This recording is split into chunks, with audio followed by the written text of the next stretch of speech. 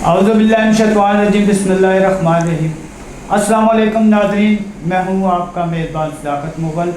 News watch TV में आपके लिए हम प्रोग्राम लेके आए हैं रूहानी दुनिया। रूहानी दुनिया का मकसद है कि दीन और इस्लाम के बारे में मालूमात मुहैया करना, ताकि जो लोग इस वक्त बेरा रवी के शिकार हो रहे हैं उनको दीन की तरफ लेके आना। इस वक्त हमारा माशरा जो है ना, उसे हमारे जो मामलात हैं, रोज़मर्रा के मामलात हैं, उन पे हमने बात करनी है। मेरे साथ कारी अब्दुल गफ़ार साहब मौजूद हैं और दूसरे मेरे मेहमान हैं जनाब वाली जमील शाह साहब, जिनकी माशरे में बड़ी गहरी नज़र है और बहुत गहराई की नज़र से देखते हैं लोग। मैं सबसे पहले जो है ना अपने कारी अब्दुल गफ़ार साहब से मेरा थोड़ा सा सवाल है कि कारी साहब, आज के दौर में जो मेरा जो पहला प्रोग्राम था उसमें भी शायद मैंने आपसे गुफ्तगू करते हुए एक सवाल किया था कि माँ बाप के साथ हुस्न व सलूक करना चाहिए और अपने इखलाक को बेहतर करना चाहिए, जिसकी तरगीब जो है ना कुरान पाक में भी और हदीस में भी मिलती है। तो इस वक्त हमारे मामलात जो ऐसे उलझे हुए हैं, हम जो है ना बहुत ज़्यादा पीछे जा रहे हैं। लोग आगे बढ़ने की सलाहियत रखते हैं, लेकिन हम पीछे क्यों जा रहे हैं? हमारा माशरा जो है ना वो कैसे आगे निकल सकता है अपने मामलात में, अपने अखलाकियात में? कारी साहब, कुरान और सुन्नत और हदीस की रोशनी में हमें बताइए कि हम अपने मामलात को कैसे दुरुस्त कर सकते हैं।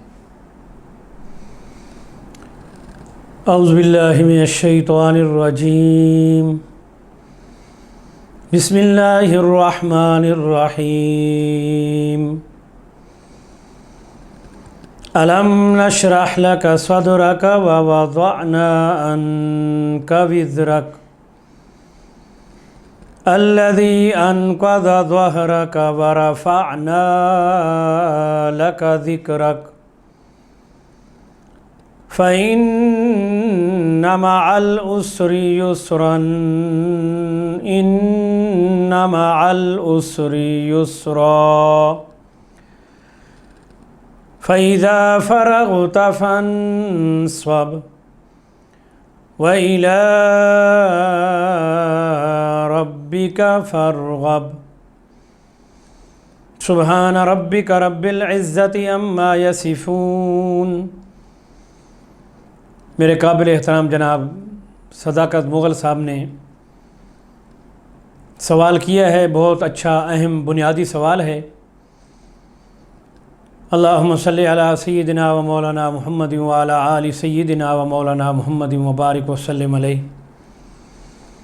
सदाकत भाई, जो आपने सवाल किया है, हुकूक दो किस्म के होते हैं, एक हुकूकुल्लाह है और एक हुकूकुल इबाद है। हुकूकुल्लाह तो ये है कि फरमाया अल्लाह ताला को ऐसे जानो पहचानो जैसे उसका हक़ है, उसकी ज़ात, उसकी सिफ़ात, उसके तकाज़े, उसकी बादशाही, उसके कानून, उसके अहकाम जो उस ज़ात से मुतअल्लिक़ हैं जिसने हमें पैदा फरमाया है। हुकूकुल इबाद दुनिया के अंदर उलमा ने, अहले इल्म ने तो 480 लिखे हैं। पहला जो हक़ है हुकूकुल इबाद में से वो है वालिदैन का हक़। कुरान मजीद के अंदर पहले सिपारे से लेकर कई सिपारों के अंदर इसका तफसीली मज़मून मिलता है। अल्लाह तबारक व तआला ने ख़ुद अपने कलाम में ये मज़ामीन बयान फरमाए हैं। सूरत बनी इसराइल में फ़रमाया वक़ज़ा रब्बुका अल्ला ताबुदू इल्ला इय्याहु व बिल वालिदैनि एहसाना। फरमाया अल्लाह ने यह फ़ैसला किया है, तुम्हें हुक्म दिया है कि इबादत करो अल्लाह तबारक व तआला की और वालिदैन के साथ हुस्न सलूक करो। वालिदैन के बारे में हदीस शरीफ में आता है कि तुम्हारे वालिदैन मजाजी खुदा हैं, यानी ज़ाहिरन तुम्हें पालते पोसते हैं, असबाब रोज़ी के कमा के लाते हैं, तुम्हारी देखभाल करते हैं। बच्चा जब पैदा होता है तो उसकी भी नज़र माँ बाप पे लगी होती है कि मेरा तो यही ख्याल कर रहे हैं सोने जागने का, खाने पीने का, सारे मामलात का, मेरी हिफाजत भी कर रहे हैं, मुझे दूध भी मुहैया कर रहे हैं, मेरी ग़िज़ाइयत भी पूरी कर रहे हैं, मुझे सुलह जगा भी रहे हैं, सारे उसके ज़िंदगी से मुताल्लिक़ जितने हैं। तो वो छोटा बच्चा बाप को देखता है जब कि सारी ये जो 24 घंटे की जो ज़िम्मेदारी है बाप जो है वो पूरी कर रहा है, آہستہ آہستہ جب بڑا ہوتا ہے تو اس کے علم میں ایک بات آ جاتی ہے کہ اصل حقیقی پالنے والے تو اللہ ہیں جو روزی رساں ہیں، رزاق ہیں، لیکن یہ بات ضروری ہے کہ مجازی خدا اس لیے باپ کو کہا گیا کہ وہ دروازہ ہے، کہ اگر تم مجازی خدا کو نہیں پہچانتے، اس دروازے کو نہیں پہچانتے تو حقیقی خدا کو کیسے پہچانو گے؟ پھر اللہ کے نبی نے فرمایا رضی الوالد رضی رب و سخط الوالد سخط رب، اگر والدین تم سے راضی ہیں تو اللہ بھی راضی ہے، اگر والدین تم سے ناراض ہیں تو فرمایا کہ پھر اللہ تبارک و تعالی بھی تم سے ناراض ہیں۔ بڑے اہم مسائل ہیں، بنیادی چند چیزیں میں جلدی ذکر کر دیتا ہوں۔ قرآن مجید اسی سورۃ بنی اسرائیل میں اللہ نے احکامات جو والدین سے متعلق بیان کیے ہیں، یعنی والدین کے جو فرائض ہیں اولاد کے ذمے، وہ 8 ہیں۔ فرمایا ان کے ساتھ حسن سلوک کرو، جب بڑھاپے میں چلے جائیں تو فرمایا کہ اب ان کی خدمت کرو، اگر تمہیں بلائیں تو فرمایا کہ بڑے ادب اور تہذیب کے ساتھ ان کے سامنے پہلو اپنا جھکاتے ہوئے پیش ہو۔ وَاخْفِضْ لَهُمَا جَنَاحَ الذُّلِّ مِنَ الرَّحْمَةِ، اپنے بازو کو رحمت بن کر بچھا دیں ان کے آگے، اور جب بلائیں تو ان کے سامنے عرض کر کہ جی ابا جی، جی اماں جی، کیا حکم ہے؟ یہ نہیں کہ جب بلائیں تو آگے سے آپ تر شروع ہو جائیں اور کہیں جی ہاں جی کیا بات ہے، یہ نافرمانی ہے۔ اور پھر یہ ہے کہ جب بوڑھے ہو جائیں ان میں سے ایک یا دونوں تو فرمایا کہ رب ارحمہما کما ربیانی صغیرا، ان کی رحمت کے لیے، مغفرت کے لیے، اور فرمایا کہ جب دنیا سے چلے جائیں تو یہ دعا اللہ نے ہمیشہ کے لیے سکھا دی ہے کہ اب ان کے لیے دعائیں کرتے رہو کہ یا اللہ جیسے بچپن میں انہوں نے ہمارے اوپر رحم کیا تھا اب ان کی قبروں پر رحم فرما۔ اور جب ہو جائیں بڑھاپے کو تو ان کی خدمت کر، اگر والدین کی خدمت کرو گے تو تمہاری اولاد تمہاری خدمت کرے گی۔ آپ صلی اللہ علیہ وسلم نے خطبہ دیا تھا مسجد نبوی میں، اس میں یہ فرمایا تھا کہ جو بچے اپنے والدین کے فرما بردار ہیں، تابع دار ہیں، یا اللہ ان کی عمروں میں برکتیں عطا فرما۔ فرمایا آپ صلی اللہ علیہ وسلم نے کہ جو اپنے والدین کی خدمت کرتے ہیں، ان کو راضی رکھتے ہیں، تو فرمایا مسلم شریف کی حدیث ہے کہ جب والدین فوت ہو جاتے ہیں، اولاد کے حق میں انہوں نے جتنی دعائیں کی ہیں وہ ساری دعائیں اللہ قبول کر کے ان کو بینیفٹ دینا شروع کر دیتے ہیں، یعنی وہ بینک بیلنس ہے والدین کی دعائیں۔ ان کا مرنے کے فوراً بعد آپ کو وہ بینک بیلنس شروع ہو جائے گا ملنا، جتنی دعائیں انہوں نے آپ کے حق میں کی ہیں انشاءاللہ وہ ساری پوری ہوں گی۔ اور اگر آپ نے ان کو تکلیف پہنچائی ہے، ناراض کر کے بھیجا ہے، تو فرمایا اللہ تعالیٰ ایسے بندے کو دنیا میں بھی ذلیل کرتے ہیں اور آخرت میں بھی ذلیل فرمائیں گے۔ فرمایا کہ یہ جو تمہاری مائیں ہیں، ماؤں کے قدموں کے نیچے جنت ہے، یعنی ان کے نیچے تابعداری، فرما برداری، خدمت، اور فرمایا کہ ان کے ساتھ نرم لہجہ رکھو، وقولوا قولا کریما، فرمایا بڑے اچھے انداز سے، بڑی رحمت اور کرم، اور فرمایا کہ بڑی ہی کریمانہ انداز سے جو ہے والدہ کے ساتھ بات کرو۔ ایک صحابی آئے، یا رسول اللہ، اللہ کے بعد کیا کس کا حق ہے؟ فرمایا والدہ کا۔ پھر پوچھا کس کا حق ہے؟ فرمایا والدہ کا۔ پھر پوچھا یا رسول اللہ کس کا حق ہے؟ پھر فرمایا والدہ کا۔ چوتھی دفعہ سوال جب کیا تو فرمایا تمہارے اوپر باپ کا بھی تمہارا حق ہے، وہ بھی ایک جو ہے وہ گھنا درخت ہے رحمت کا، جس کے تم پروں میں اور سائے میں زندگی گزارتے ہو۔ اور فرمایا کہ جنت کا دروازہ بھی باپ ہے، اور باپ کو اس لیے دروازہ کہا گیا جنت کا، اور ماں کے قدموں تلے جنت فرمائی کہ دنیا میں ایک ڈسپلن کے ساتھ زندگی گزارو، یہ نہیں کہ آزاد جانور کی طرح اور نفس خواہشات پر چلتے ہوئے تمام چیزیں معاشرے کی ان کو روند ڈالو، تو پھر کیا ہوگا؟ پھر فساد، انتشار، پھر عجیب غریب چیزیں جب پیدا ہو جائیں گی۔ جب انسان کے کنٹرول میں فساد نہیں رہتا تو وہ اصل حقائق وہ ہوتے ہیں جو ہمیں جو ہم اعمال بھیج رہے ہوتے ہیں اللہ تعالیٰ کے پاس، جو واپس آ رہا ہوتا ہے اس کا رنگ روپ، یعنی اوپر پتھر پھینکیں گے تو پتھر آئے گا، گلاب کے پھول اوپر پھینکیں گے تو گلاب کا پھول واپس آئے گا۔ تو مقصد میرا یہ ہے، والدین سے متعلق میں یہ بچوں کو آج کہنا چاہتا ہوں کہ شریعت کے اندر والدین کی تابعداری کرنا، فرما برداری کرنا یہ فرض عین ہے، اور ان کی نافرمانی کرنا، ان کو اذیت پہنچانا، تکلیف پہنچانا یہ شریعت میں حرام ہے۔ یعنی شرعی لحاظ سے ایک چیز کے پوچھیں تو یعنی ایک چیز کو اسلام نے حرام قرار دیا ہے کہ حقوق الوالدین حرام، ان کے والدین کی نافرمانی حرام ہے، تو آپ ناجائز، حرام اور گناہ کبیرہ کی حد تک بڑی آج معاشرے میں ایک ایک فضا بن گئی ہے، دیکھا دیکھی بڑی عجیب غریب قسم کی دنیا، اس کی ذہنیت گھروں کے اندر، باہر کے ماحول میں، برے دوستوں کی مجلسوں میں بیٹھ کر اور رات کو دیر سے زیادہ بار گھومنے سے، اور والدین کو بغیر بتائے ہوئے جناب نکل جانا گھروں سے 6-6 8-8 گھنٹے، اس معاشرے کا، اس برے دوست کا اور برے ماحول کا جب اثر پڑتا ہے تو وہی پھر چیزیں وہ گھر میں آتی ہیں۔ پھر والدہ جب اس کی انتظار کر رہی ہوتی ہے کہ میرا بیٹا آ رہا ہوگا، اس کا کھانا لے کے بیٹھی ہوئی ہے، انتظار انتظار میں ہے کہ ابھی میرا بیٹا آ رہا ہے، ابھی میرا بیٹا آ رہا ہے، اور ابھی میرا بیٹا آ رہا ہے، اور بیٹے آتے ہی جناب اس نے ماں باپ کے ساتھ جو آنکھیں نکال کر بات کی، تو اللہ کے نبی صلی اللہ علیہ وسلم نے اور اللہ پاک خود جو ہے اس چیز کے بارے میں فیصلے کر چکے ہیں کہ والدین کا جو نافرمان ہے وہ جہنم میں جائے گا۔ تو اللہ ہمیں ان چیزوں سے محفوظ فرمائے، اور اللہ ہمیں اس کی توفیق دے کہ ہم اپنے والدین کی قدر کریں، تاکہ معاشرے کے اندر ایک اچھی انسانیت جو ہے وہ ہمیں نظر بھی آئے نا۔ ماشاءاللہ بہت خوبصورت نقشہ کھینچا آپ نے، اور میری تو آنکھوں میں آنسو جاری ہو گئے ہیں کہ والدین کا اتنا بڑا رتبہ اللہ پاک نے دیا ہے کہ بندہ اگر اس پہ بھی عمل کرے تو جنت جو ہے نا آرام سے اسے مل سکتی ہے۔ اچھا قاری صاحب، میں آپ سے چھوٹا سا ایک سوال کروں گا کیونکہ ٹائم کم ہے، اور میرے ساتھ جمیل شاہ صاحب نے انہوں نے بھی کویسچن پوچھا ہے، بلکہ ان کے کویسچن کے ساتھ ہی جو ہے نا آپ نے یہ سوال کا جواب دینا ہے کہ میری ایک بہن نے کچھ دن پہلے خط لکھا تھا نیوز واچ میں کہ مجھے یہ بتائیں کہ کیا لا حول ولا قوت الا باللہ یہ بتاتے ہیں کہ 10 بار پڑھو تو آپ کے جو ہے نا ایسے بندہ پتہ چلتا ہے کہ جیسے ابھی پیدا ہوا ہے، تو کیا اسے اگر متواتر اپنا عمل بنا لیا جائے 24 گھنٹے اٹھتے بیٹھتے، یا اس کی کوئی طاقت بھی مقرر ہے؟ اس کے بارے میں آپ بتائیے گا۔ اور جمیل شاہ صاحب آپ اپنا سوال پوچھیں اور انشاءاللہ دیکھتے رہیے نیوز واچ، قاری صاحب ہمارے ساتھ ہی ہیں۔ بسم اللہ الرحمن الرحیم۔ جی صداقت بھائی، آپ نے بالکل بجا فرمایا، اور جیسا کہ قاری صاحب نے بھی اس پہ روشنی ڈالی کہ آج کل والدین کی اولاد جو ہے نافرمان ہو گئی ہے اور اپنے والدین کی سراسر نافرمانی کرتی ہے، اس کی کیا وجوہات، اور ان پہ بھی روشنی ڈالی ہے قاری صاحب نے۔ قاری صاحب اسی سلسلے میں حاجی بشیر صاحب نے اسلام آباد سے سوال پوچھا ہے کہ آج کل چونکہ ہر انسان نفسا نفسی معاشی تنگی اور مالی مشکلات کا شکار ہے، ان تمام مسائل سے نبرد آزما ہونے کے لیے ہمیں کون سے اس قسم کے اعمال کرنے چاہیے کہ جن کی بنا پر ہمارے اعمال کو بارگاہ عزتی میں شرف قبولیت حاصل ہو اور ہماری اولاد بھی فرما بردار بن جائے؟ اس پہ سر ذرا روشنی ڈالیے۔ جی بالکل ایسا ہی ہے کہ انسان اگر زندگی کی تعمیر صحیح چاہتا ہے تو وہ حالات سے، واقعات سے اور بہت ساری چیزوں سے متاثر نہیں ہوتا، بلکہ وہ اللہ تعالیٰ کے احکامات کو سامنے رکھتا ہے جو بھی ایمان والا ہے، اور جستجو کرتا ہے اچھی زندگی گزارنے کی، کیونکہ ہر بندے کے اندر صلاحیتیں موجود ہیں۔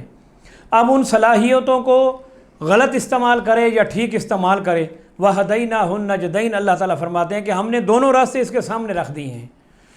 ایک تو والدین جو ہے نا دنیا کے اندر ایسی ایک نعمت ہیں کہ آپ کو اس جیسی نعمت کبھی نہیں مل سکتی، ہر چیز مل جائے گی لیکن والدہ نہیں ملے گی، والد نہیں ملے گا۔ دنیا میں ایک چانس ہوتا ہے آپ کے پاس، اور جب آپ جوان ہو جاتے ہیں تب آپ کی ذمہ داری یہ ہے، بڑی ذمہ داری، کہ سب سے پہلے اپنے والدین کو خوش رکھنا ہے، ان سے متعلق کچھ چیزیں ان سے پوچھنی ہیں کہ والدہ صاحبہ سے پوچھنا ہے جی آپ کو کوئی چیز ضرورت ہے، والد صاحب سے پوچھنا ہے جی آپ کو کوئی چیز ضرورت ہے، میں آپ کا کیا ہاتھ بٹا سکتا ہوں، مجھے کچھ کام دے دیں جو کاموں میں آپ کا شیئر کر لوں۔ یعنی خود آپ پوچھیں، نہ اس چکر میں رہیں، نہ اس انتظار میں کہ جی والدین کہتے رہیں، نہیں کہیں یا نہ کہیں، لیکن اس میں یہ ہے کہ آپ کا فرض ہے پوچھنا۔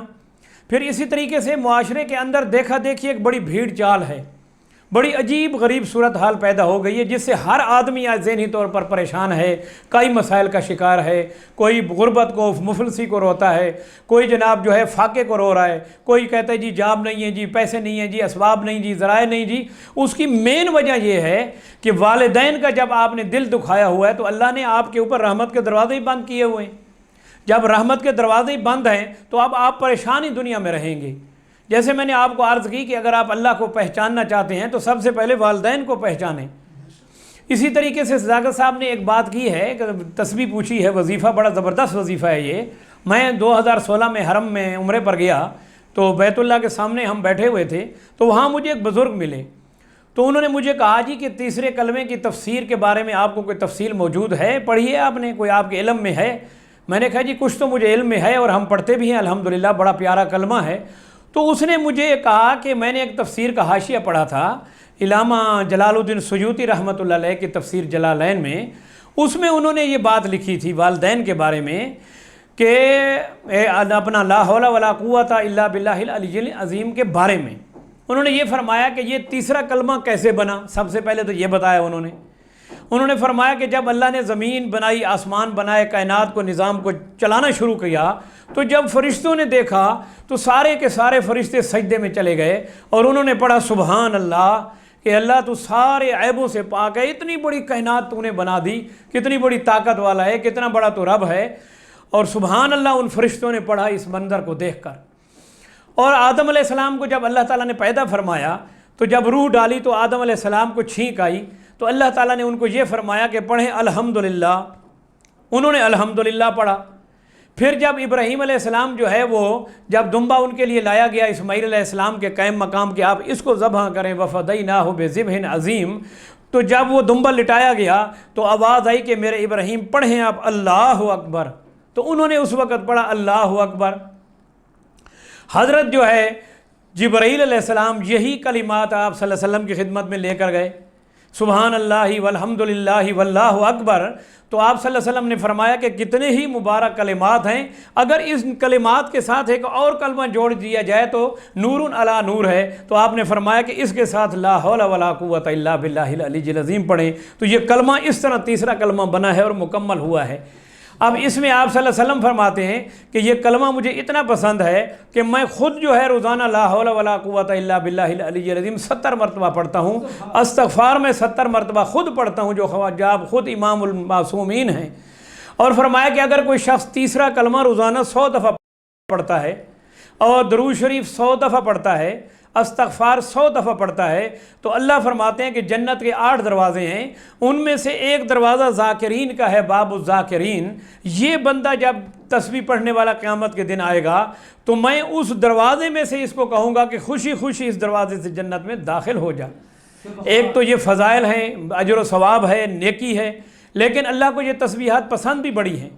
حضرت ابراہیم علیہ السلام جب دنیا سے چلے گئے، آپ صلی اللہ علیہ وسلم پھر معراج میں گئے اور آپ کی جب ملاقات ہوئی تو حضرت ابراہیم علیہ السلام نے کہا اہلاً و سہلاً، یہ میرے بیٹے السلام علیکم، آپ تشریف لائے۔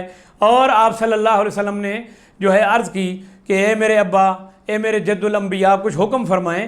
تو حضرت ابراہیم علیہ السلام نے فرمایا تھا کہ میرے بیٹے اپنی امت کو یہ فرما دیجئے کہ جنت جو ہے وہ چٹیل میدان ہے، اگر آپ نے وہاں درخت لگانے ہیں پھالدار اور پھلدار قسم کا باغات لگانے ہیں تو وہاں درختوں کی قیمت ہے سبحان اللہ الحمدللہ اور اللہ اکبر، لا حول ولا قوت الا باللہ العلی العظیم۔ جتنا پڑھتے جاؤ گے اتنے جنت کے اندر وہاں باغات اور درخت پھلدار لگتے جائیں گے۔ تو یہ تسبیح اللہ کو بھی بڑی پسند ہے۔ لکھا ہے کہ تمام فرشتوں کی یہ تسبیح ہے، جتنے فرشتے ہیں وہ سارے یہ تیسرا کلمہ پڑھتے ہیں۔ اور ایک حدیث میں آتا ہے، مستند حدیث ہے، کہ اس تیسرے کلمے کے پڑھنے کی وجہ سے دنیا میں ہم لوگوں کو روزی دیتے ہیں، یعنی اس کلمے کی برکت سے روزی تقسیم کی جا رہی ہے۔ تو تھوڑا سا وقت نکال کے صبح اور شام کو اگر ہم 3 تسبیحات پڑھ لیں، ایک تو جامع ہم تسبیح پڑھنے والے بن جائیں گے، دوسرا ذاکرین میں ہم شمار ہو جائیں گے، دنیا آخرت کی مشکلات اسی سے ہماری حل ہونی ہے۔ اور کون سا دروازہ ہے اور کیا چیز ہے آپ کے پاس؟ بڑے لوگوں کے پاس پیسے ہیں، دولت ہے، لوگ پریشان ہیں، مسائل میں پھنسے ہوئے ہیں۔ ایک بندے کے پاس دولت بہت ہے، بیمار ہے، صحت یابی نہیں مل رہی۔ ایک بندے کے بچوں نے PhD کر لی، اس کو نوکریاں نہیں مل رہی۔ ایک بچہ ایسا ہے جناب، وہ کہتا ہے میرے پاس تو باپ دادی کی پراپرٹی ہے لیکن مجھے ایک ایسی بیماری لگ گئی ہے جو کہیں سے شفا نہیں مل رہی۔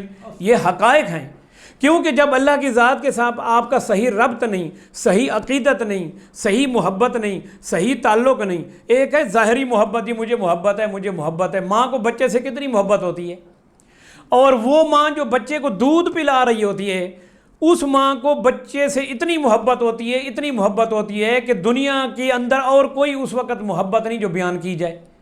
حضرت جو ہے موسیٰ علیہ السلام کی والدہ کو اللہ نے کیا فرمایا جب موسیٰ علیہ السلام پیدا ہوئے؟ اب بچہ ہے، دودھ پلاتی ہیں اور جناب وہ اتنی محبت ہے تو اللہ نے فرمایا بکسے میں ڈال کے اس کو دریا میں پھینک دو۔ اب دیکھو، اب پتہ لگے جی بچے سے محبت کتنی ہے اور اللہ سے محبت کتنی ہے۔ لیکن یہاں اللہ کا حکم آ رہا تھا کہ میرے حکم سے اس کو پھینکو تاکہ وہ ظالموں سے بچ جائے۔ آپ نے بکسے میں بچے کو ڈالا، دودھ پیتا ہوا اس کو دریا کی نظر کر دیا، اور اللہ نے کیا فرمایا کہ میں اس کو واپس لاؤں گا۔ اب وہ بچہ واپس بھی آ گیا، اور وہی ماں جناب ان کو چھاتی کے ساتھ لگا کر محبت سے دودھ پلا رہی ہے اور محبت کی انتہا کر رہی ہے، اور ساتھ یہ بھی ہو رہا ہے کہ اللہ کا حکم بھی مان لیا۔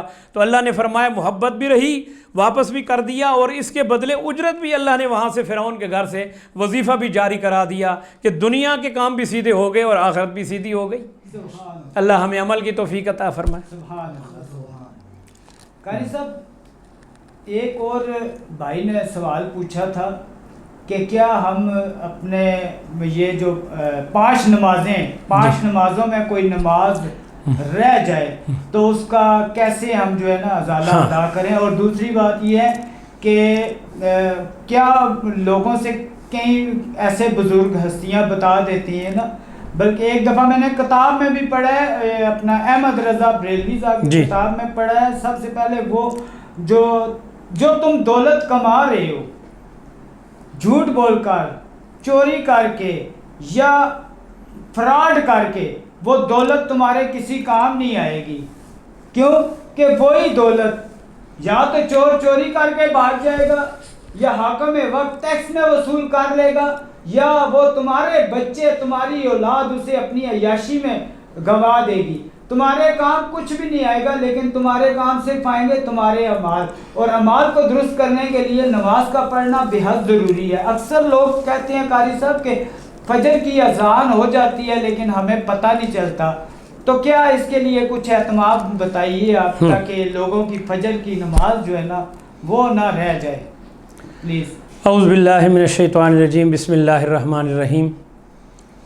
ان الصلاۃ کانت علی المؤمنین کتابا موقوتا، وقال النبی صلی اللہ علیہ وسلم من قام الصلاۃ فقد اقام الدین ومن ترک الصلاۃ فقد ہدم الدین، وقال النبی صلی اللہ علیہ وسلم الصلاۃ عماد الدین۔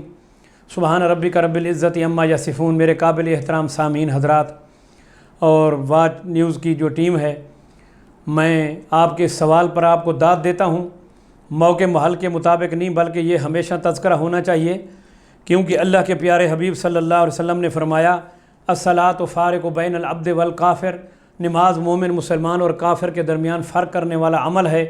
پھر اللہ تعالیٰ نے قرآن مجید میں فرمایا کہ ہم نے نماز کو وقت مقرر پر فرض کر دیا ہے، یعنی 5 وقت نماز فرض ہے، 1 گھنٹہ لگتا ہے 5 نمازوں پر، اور 5 نمازوں کے اللہ تعالیٰ ہمیں بتانا کیا چاہتے ہیں، سکھانا کیا چاہتے ہیں۔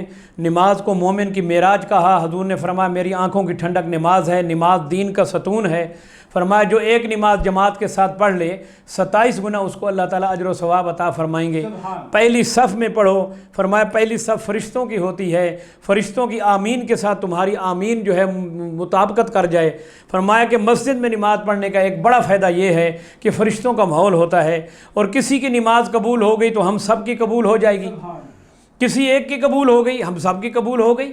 پھر ایک امام کے پیچھے ایک ڈسپلن سکھانا مقصود ہے، یعنی نماز جو ہے وہ آپ سمجھنے کی کوشش کریں۔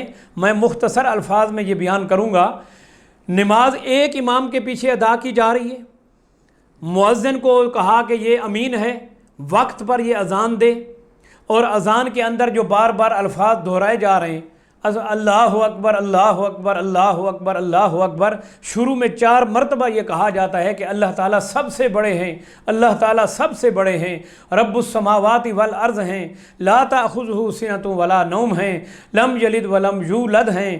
فرمایا کہ تم ہر ایک پر فنا آنی ہے، موت آنی ہے، اللہ موت سے بھی پاک ہے، وہ سمیع علیم بصیر ذات ہے، ہر ایک کو دیکھ رہا ہے، ہر ایک کے معاملات کو سمجھتا ہے، ہر ایک کی جو ہے بات کو سن رہا ہے، ہر ایک کو وہ ہر لمحے دیکھ رہا ہے۔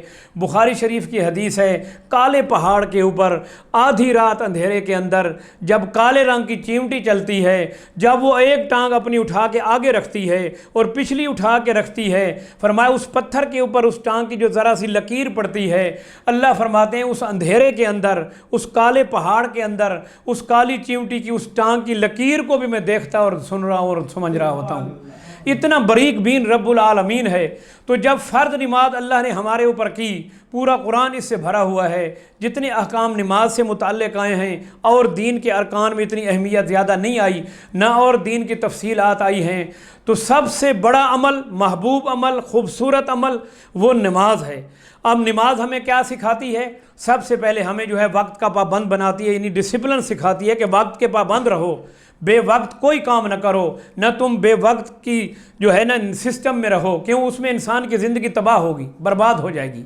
दुनिया में हर चीज़ का वक्त है, सूरज निकलने का भी वक्त है, ग़रूब होने का वक्त है, चाँद आने जाने का वक्त है, और रात और दिन के आने जाने का भी वक्त है। दुनिया में ऐसी कोई चीज़ नहीं बता सकते आप मुझे जिसका वक्त न मुकर्रर हो। जहाज़ उड़ने का भी वक्त मुकर्रर है, ट्रेन चलने का वक्त मुकर्रर है। दुनिया के अंदर जितने मौसम आ रहे हैं अल्लाह ने उनका भी वक्त मुकर्रर कर रखा है ना। बच्चा पैदा होता है उसका भी वक्त मुकर्रर है, उसकी मौत भी मुकर्रर लिख दी गई है, उसका रिज़्क भी मुकर्रर कर दिया है अल्लाह ताला ने। यानी इस चीज़ को आप मेहरबानी करके आप समझने की कोशिश करें। मैं खुद इस चीज़ का बड़ा पाबंद हूँ। मुझे कुछ दोस्त ऐसे मिले, उन्होंने भी इस चीज़ का मुझे बताया, और मैं खुद शुरू से बचपन से पाबंद हूँ। लेकिन ऐसे दोस्त हमें अल्लाह ताला ने दे दिए, वो खुद बड़े इस चीज़ के पाबंद थे। हमारे एक दोस्त है माशाल्लाह ज़कीउल्लाह खान साहब, वो मुझे कहते हैं कारी साहब 8 बजे का मतलब होता है 7:45। ये नहीं कि मैं 8 बजे जाऊँगा तो मैं तो 8:15 पहुँचूँगा। उनमें हमने देखी एक जनाब वक्त की पाबंदी इंतहाई सख्त। लेकिन हमें ये चीज़ सिखाई जाती है नमाज से कि देखो जब मुअज्जिन तुम्हें बुलाता है वक्त की पाबंदी करो, बाकी काम भी वक्त पे करो, वक्त पे सोवो, वक्त पे उठो। मौलाना रूमी साहब के पास एक शख्स आया, उन्होंने कहा हज़रत मैं मरना चाहता हूँ। तो उन्होंने फरमाया ये तो बड़ा आसान नुस्खा है, रात को देर से सोया करो, जल्दी मर जाओगे। यानी तेरी ज़िंदगी का सारा निज़ाम ही तबाह हो जाएगा, बर्बाद हो जाएगा, सेहत तबाह हो जाएगी, मैदा ख़त्म हो जाएगा। रात के 2 बजे तक घूम रहा है पागलों की तरह, सुबह तो 10 बजे उठना है। और हजूर फरमाते हैं कि जो सुबह की नमाज नहीं पढ़ता वो मुनाफिक आदमी है। मुनाफिक कहा गया उस बंदे को जो इशा और फजर की नमाज न पढ़े, फरमाया ये मुनाफिक आदमी है। अब नमाज है क्या चीज़? नमाज हम क्यों पढ़ते हैं? नमाज हमारे इस बदन से मुताल्लिक़ एक अमल है ना। आप वुज़ू करके आए, कपड़ा पाक, जिस्म पाक, जगह पाक, वक़्त का तयन किया कि एक आदमी ज़ोहर की नमाज़ 12 बजे पढ़ ले, नमाज नहीं होगी। एक आदमी कहे जी मैं तो मगरिब की नमाज़ और असर कठी पढ़ लूँगा, नमाज नहीं होगी। एक शख्स कहे जी मैं ईशा की नमाज़ शाम को 6 बजे पढ़ लूँ। 17 रकातें सही पढ़े, बिल्कुल पूरी नमाज पढ़िए, लेकिन अल्लाह के यहाँ बजाय कबूल होने के उल्टा मरदूद है और गुनाह कबीरा है। क्यों? उसका वक़्त मुकर्रर है, हज का वक़्त मुकर्रर है, रोज़े का वक़्त मुकर्रर है। दीन के अहकामात का हमने अपने आप को पाबंद करना है। अब मैं थोड़ा सा आपको मुतवज्जे करना चाहता हूँ इस तरफ कि नमाज के 13 फ़राइज़ हैं और नमाज के 14 वाजिबात हैं, नमाज में 24 सुन्नतें हैं, और इसी तरह 100 मसाइल हैं नमाज से मुताल्लिक़। यानी 4 फ़र्ज़ पढ़ रहे हैं उससे भी 100 मुताल्लिक़ हैं मसले। 2 नफल भी अगर आप पढ़ रहे हैं तो उन 2 नफलों से भी 100 मसाइल मुताल्लिक़ हैं। अब दीन का इनको जो है ना अरकान कहा जाता है, उनमें से सबसे अहम तरीन रुकन जो है मुसलमान के लिए वो नमाज है।